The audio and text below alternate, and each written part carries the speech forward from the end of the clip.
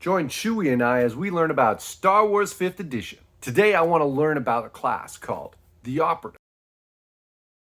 Anyone familiar with Dungeons and Dragons is going to recognize a rogue when they look at the Operative. Like I'm going through and it's got all the classic uncanny dodge, evasion, and of course everyone's favorite sneak attack. Just like a rogue, as you level up, your sneak attack gets stronger and stronger.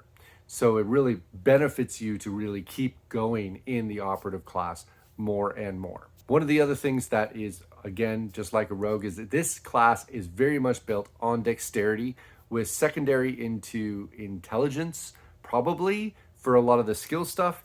Although you may want to do charisma depending on the type of operative that you want to play. When I was looking through the abilities, a lot of them seemed familiar, but there was one I didn't recognize called Bad Feeling. This one allows you to basically, before combat even starts, get your full movement in. Now you can't use it every combat, but this is still a nice, cool feature to be able to have.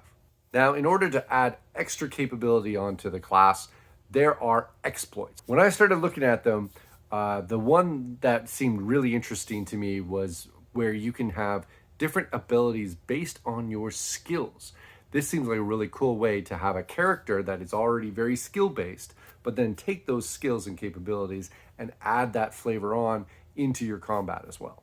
Like all the classes, there are archetypes. You can see the whole list here.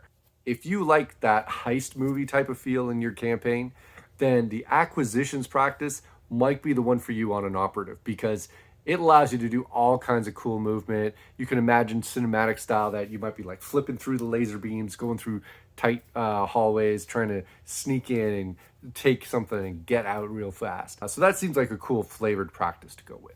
And what's really cool is the sharpshooter practice, which essentially gives you the ability to sneak attack anytime you're at massive range. So if you can build up your character to be really good at hitting targets from far, you can start really being able to do a lot of damage without even having to get advantage or have other people in the way. Now, for those of you who are more in the Assassin's Creed type of way, where you want to like slip in and just do a bunch of massive damage really up close, the lethality practice seems like that's what that's built for, is for you to be able to be focusing more on doing extremely lethal critical hits more often.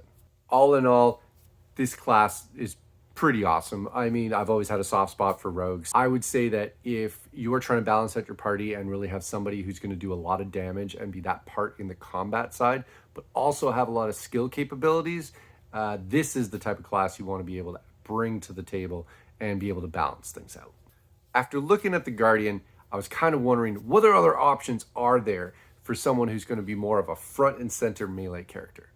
Well, next time I'm going to take a look at learning about the fighter.